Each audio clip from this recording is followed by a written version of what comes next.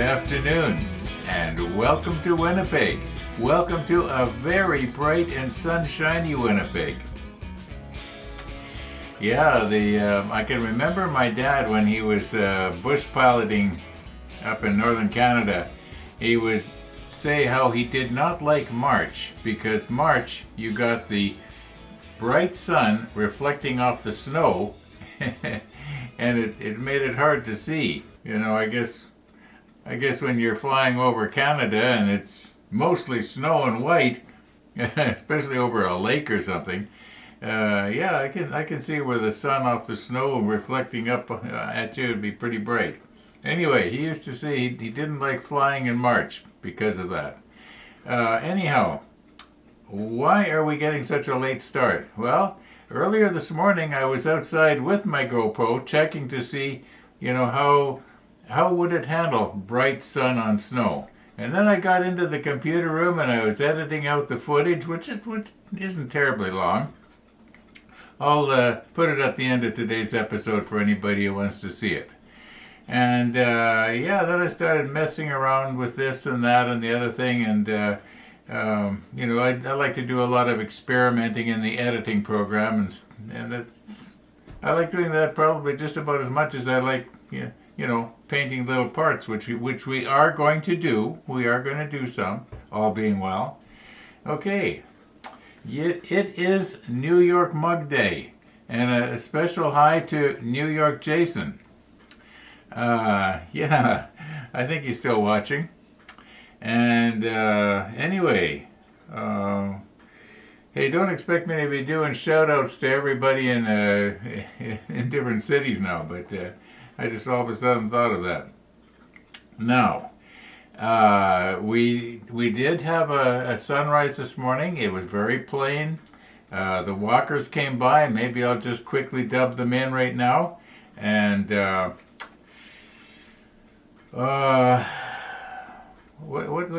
what's to tell you here? There's not a whole bunch of news, other than I didn't do anything here this morning. So I think what we got to do now is get my paint out. I think we concluded that we were going to use the what was it? The XF. I forget. I'll figure it out. I'll get it sorted out here, and we'll do a little painting this afternoon. That's about all we're going to do. Monday, Wednesday, Friday, I got a coffee visitor. Well, I got a call from my neighbor, and he says he had something to do this afternoon and he couldn't make it. Can I come tomorrow? And I said, sure. Okay. Anyway, we're having another hard morning here, finding something worthwhile to talk about. So I think what I should do is just, once again, stifle myself and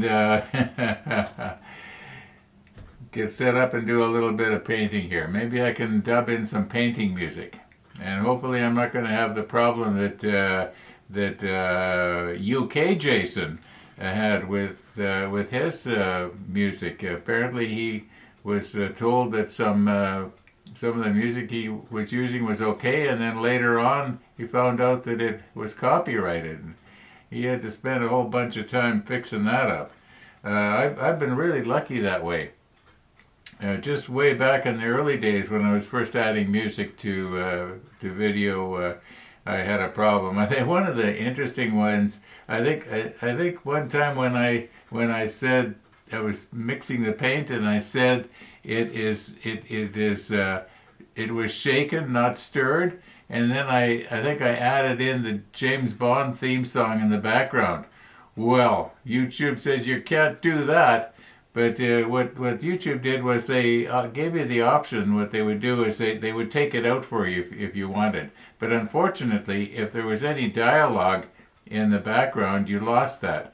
Now YouTube is so sophisticated that they can take out the music but leave the dialogue in the background. I think it works a lot like voice recognition or voice isolation in my editing program.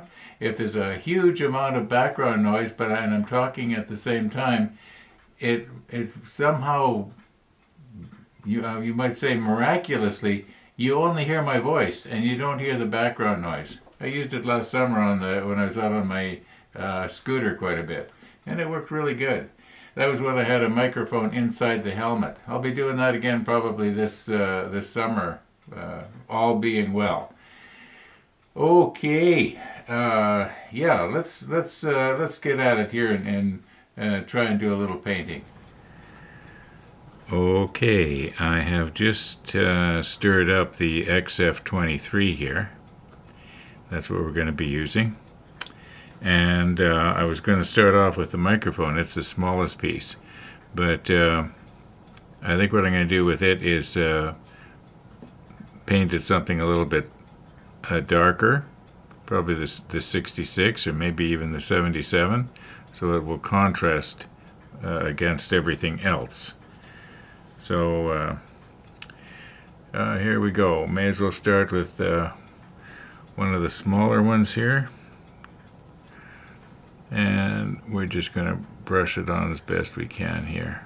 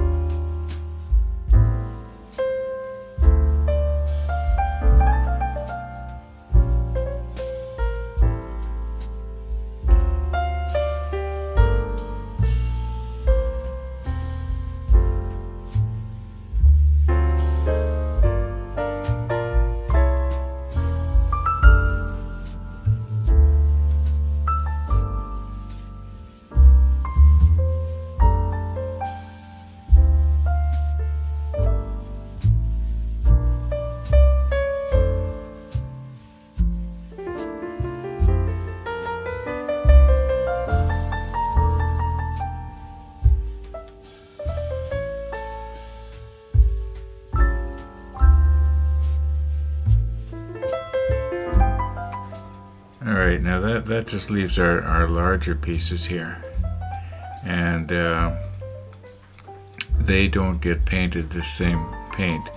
They are a much lighter paint, so I'm gonna have to do a color change. I'm back. I just noticed I missed one here.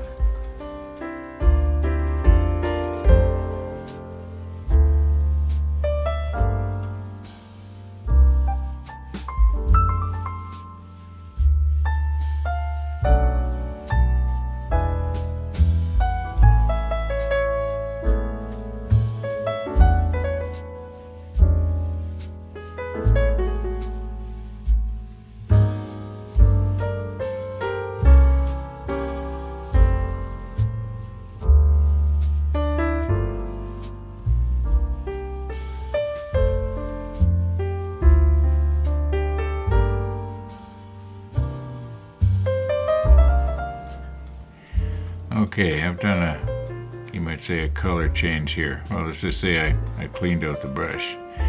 And I was going to say I've painted the radio equipment the wrong color. Now that the paint's dry, I can tell it's different from the others, but you know what? I don't think there is a wrong color as long as it's not terribly wrong. Now here's a case of the partitions are supposed to be brown.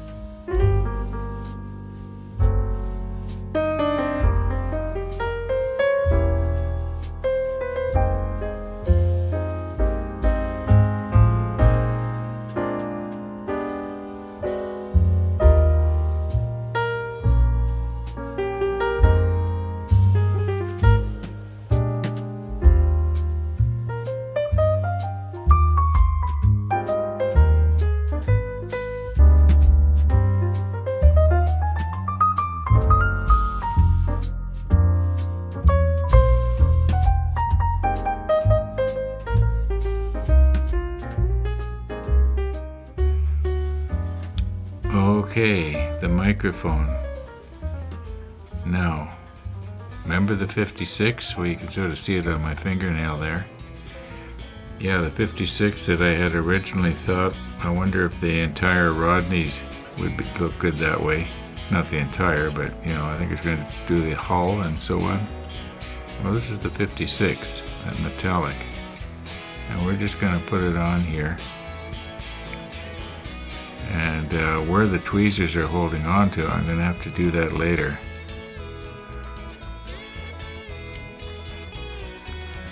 Now,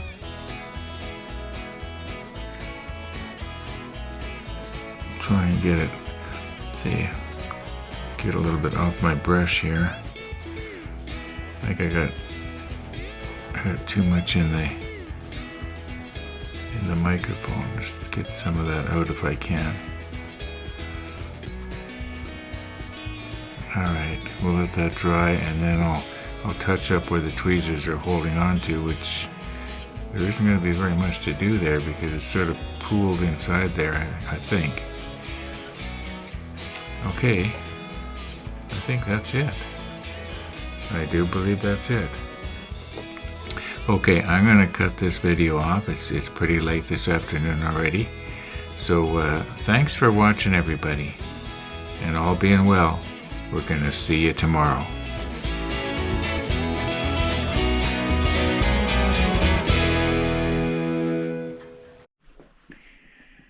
I got a comment from one of the viewers, and he asked me, do you still have your snowblower? And I said, well, maybe I'll do a video and show you why I don't have my snowblower. Okay, get myself out here.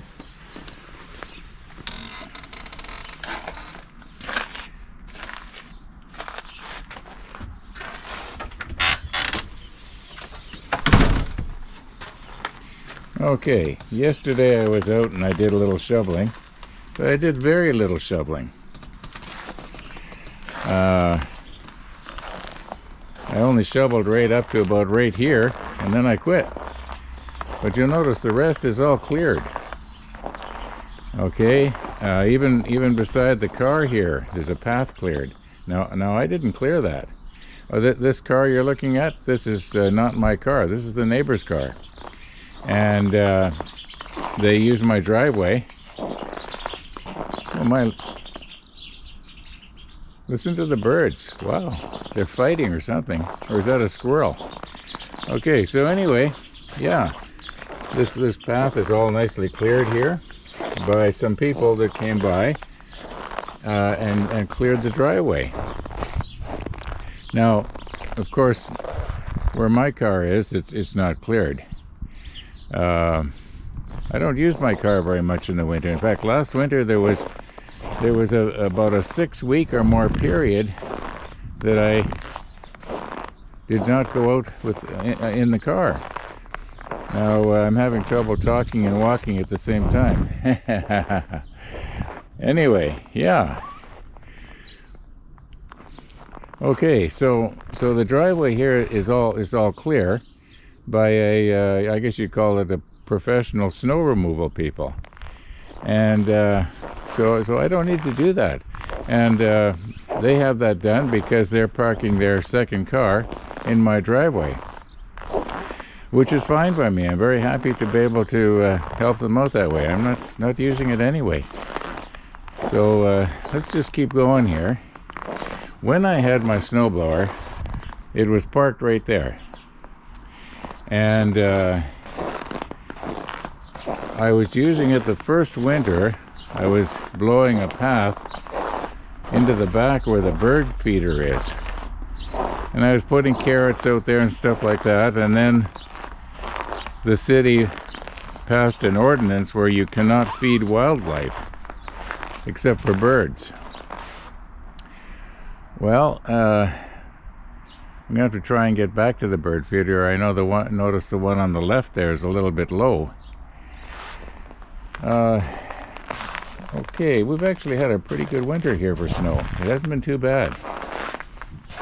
So Anyway, I just wanted to explain why I don't have my snowblower. I sold it last summer, and I'm not missing it. And a place like right here, you can't use a snowblower anyway.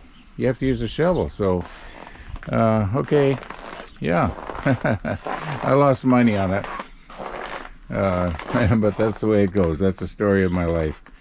Okay, see if I can get myself into the house here now.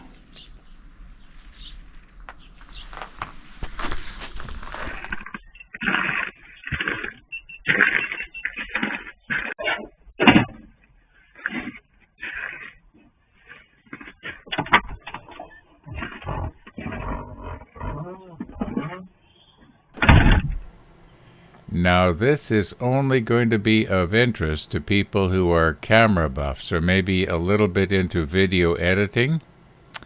Okay, here we go. You'll notice up here we've got some cameras. Yeah, they represent they're the icons from my various file folders. The Z9, which we use most of the time at the model table, and over here we got the new one, the GoPro. So let's just open it up. All right, here's the footage that we just shot. Now, if we take this and we open up the properties and we can go to details, we'll find that the aspect ratio of this is 3840 wide by 3380 high. Now, normally 4K is 3840 wide, but it's only, what is it here? 2160 wide. That's the normal. 2160 wide is normal 4K. Now this is a little bit bigger than normal 4K in that it's got this square aspect ratio. And you were probably watching it and thinking, well, it doesn't fill the whole screen. Well, I can make it fill the whole screen, and I'm going to show you how I do that. Let's just get out of this here. Click this down. We'll leave this open, and let's get into our DaVinci Resolve, and we are going to drag this file now into DaVinci Resolve.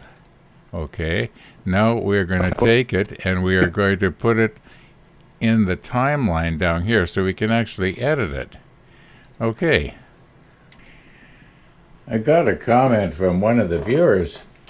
All right, but you'll notice here, I'll make this as big as possible. Okay, you'll notice here that it doesn't fill the entire screen. It's square, or almost square. I think the ratio is 7 by 8, something like that. And if I go over here, I can increase the width. And from trial and error and doing a lot of experimenting, I found that if I increase this over here to 1.555, which I'm doing right now, the GoPro's video will fit into a 16 by 9. And you're going to say, yeah, but you lose a whole lot of the top and the bottom. Well, now what you're doing is you're seeing it exactly the way an ordinary video camera would see it. But what is really nice, I find, is that I can adjust it. Okay, I can go all the way down to the bottom there, or I can go up a little bit, you know. And what would be, let's say I had this on my e-bike, for instance, and down here where the mouse cursor's wiggling around is my speedometer, but it's just a little bit out of the field of view. Well, it's kind of nice to be able to take and move this up so that we can see the speedometer, you know, that sort of thing. So I kind of like that, and I'm not losing any resolution. I still got the same 4K width from side to side. Anyway, if you're a camera buff, this will be of interest to you, and if you're not, well, you probably clicked stop a long time ago. Okay, just thought I'd point that out. That's why the GoPro's image is square, unless I was to widen it out like I just did here and then produce it that way. And I could do that too.